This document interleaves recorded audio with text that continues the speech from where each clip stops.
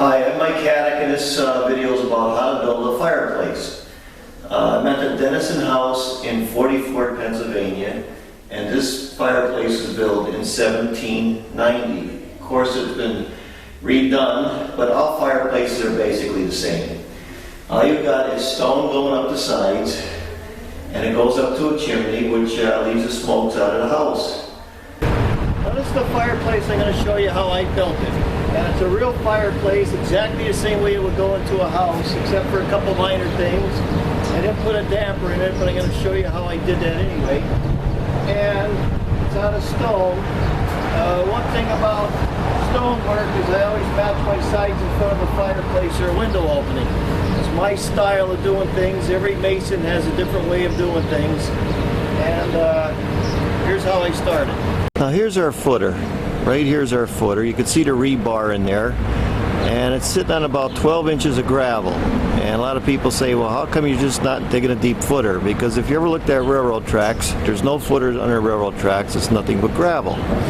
Second thing is this thing is going to be movable. We could always pick it up with the block truck and move it. So we're going to fill this with concrete now, and then tomorrow we're going to start building our superstructure.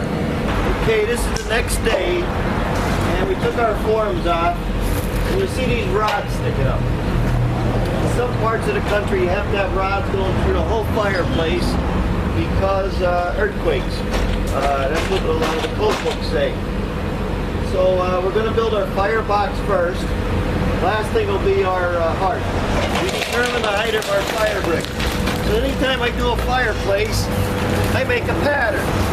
I know exactly where my thing is going to go. So everything is simple. Now this is what my firebox is going to look like on the inside. And what I did was I traced it all. Now I know where to start my masonry.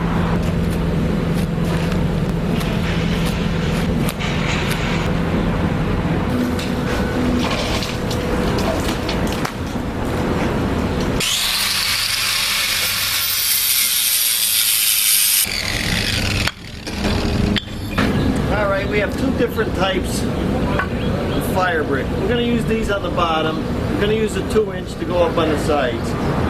And what I do is I lay them down in a bed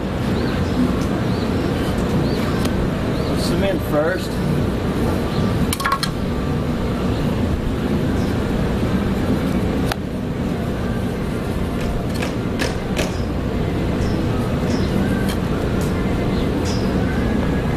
My center mark.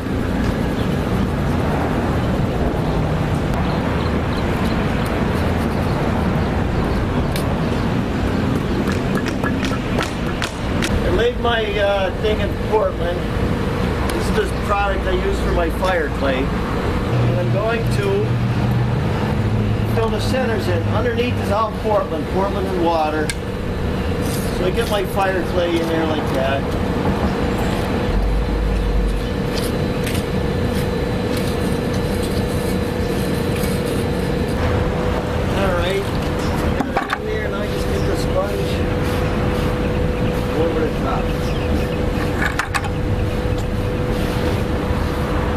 Now we got our bottom in, now we're starting our sides. I'm going with my pattern.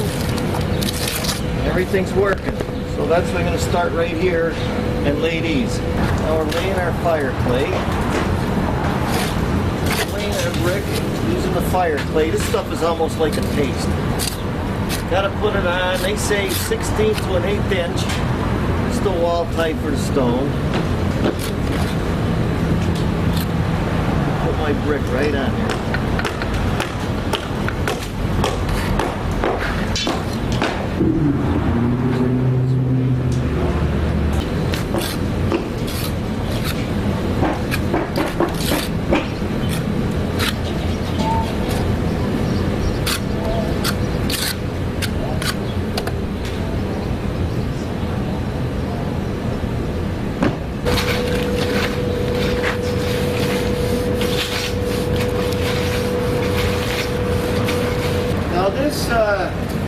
Got our fire brick done. See this? This is cardboard.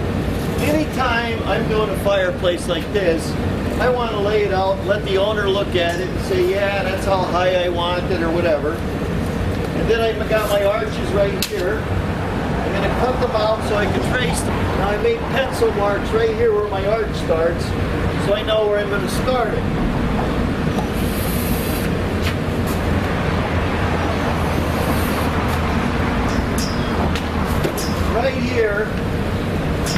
Right here is where I'm going to place my angle iron. Now if you're going to put a damper in or something, it should be 8 inches from here to here. That's what the code book says. Well, that's the way I interpret it. So we're going to lay our angle iron right on top of this with no cement. I'm going to explain why. Okay, here's what I'm doing. I put my angle iron on. I laid it right on top of my fire brick with no cement. Then I came up here and I'm building this because this is going to go up to my flue. So I'm going to tip my brick so it goes up underneath the flue. Right here on the angle iron, I put insulation. The reason I put insulation, and this is real important, is this angle iron is going to expand and contract as it gets hot. In the old days, they put a big piece of stone, but a fire will eventually crack the stone. So this is my way, and what I'm going to do is put Portland cement in here and lay my brick on Portland, and I got my little rod, which I'm building my own lentil. So show you how I do that. Now I'm putting put my cement down, and I'm sticking my rod in here. Now I'm laying my brick. See the brick on one side's fire clay, the other side's Portland. And I'm laying it in like that.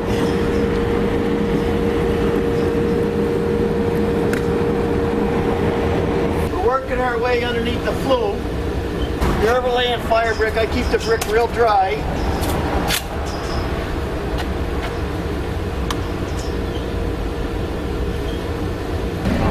When I'm done, I want to cover this whole thing, so I wet the bricks to make sure they stick.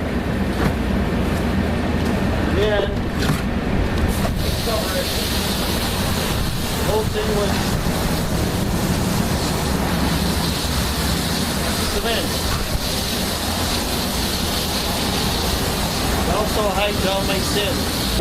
Okay, what we did was we took our forms out just about an hour ago, and we're just patching up in here. And the next step after we patch up is we're going to build it up here.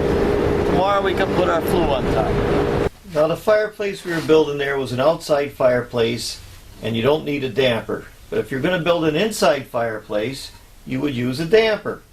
So what is a damper? The only thing a damper is a door. You open the door, and the smoke comes up, and it goes up your flue. When you're not using your fireplace, you close your door, and it keeps the cold air from coming down or the hot air from going up. You build a smoke shelf behind it. This is the traditional way of doing it.